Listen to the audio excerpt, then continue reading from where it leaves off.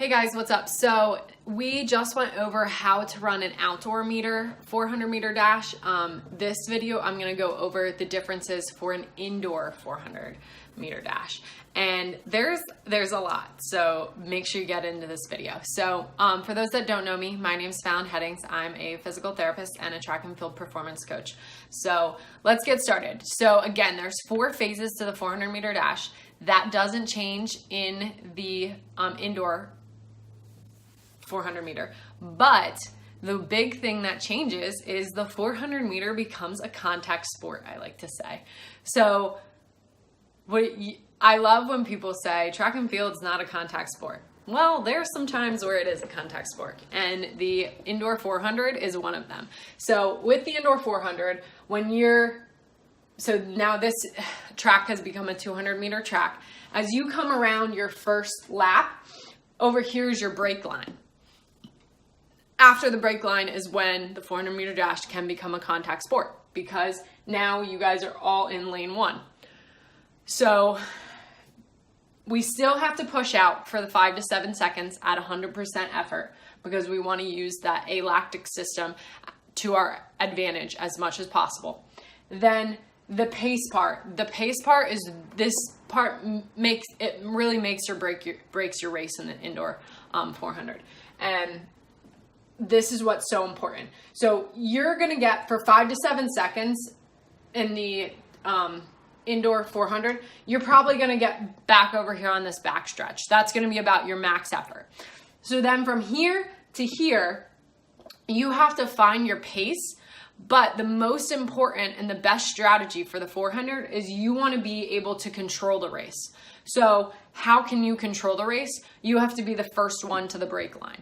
So even though you're going 100% max effort, make sure that you're not continuing 100% max effort just to make sure that you're the first person to the break line, because then essentially your lactic acid's going to creep in like way over here and you're going to die, and then you can't control the race anyways. But if you feel like you can find your pace and you're going to be that first person to the break line, that is the key to the indoor 400 strategy. So you make it to the break line first. Now you're in control because you're the one in position 1. So say here you are, and say here's the second guy. So why is it so important? Because as you start to go around the curve, if he wants to pass you, he's got to either do it before the curve or coming off the curve. So then the key thing is he's got to make a race strategy. So if you want to slow down and kind of find a slower pace on the curve, that's perfect until you hit here. And then you're going to have to obviously continue to control your race, stay ahead so he's not trying to pass you.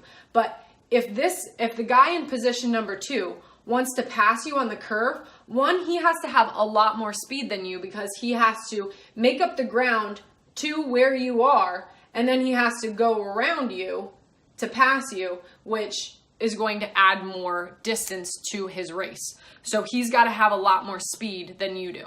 So that's the really big crucial kind of strategy for the indoor 400, is you want to be in control of your race. But remember, you can't keep pushing to the break line to be the first one. You have to this is where you find your race and make it to the break line first. And this phase is where the indoor 400 race is won. You're still going to power like you're running a outdoor 400. You're still going to power like you're running that hill sprint, and then you're going to pray for that last part. But as long as you find your pace and you can run your race, that's where you are going to really run a nice indoor 400. So that's the differences between the indoor and outdoor meter 400 dash. If you missed the outdoor video, go back and watch that one, because I really go over the differences in these 4 phases. And yeah, that's about it. So I hope you guys enjoyed this video. Subscribe to my page, comment, like, whatever you guys want to do. So happy training, guys. See ya.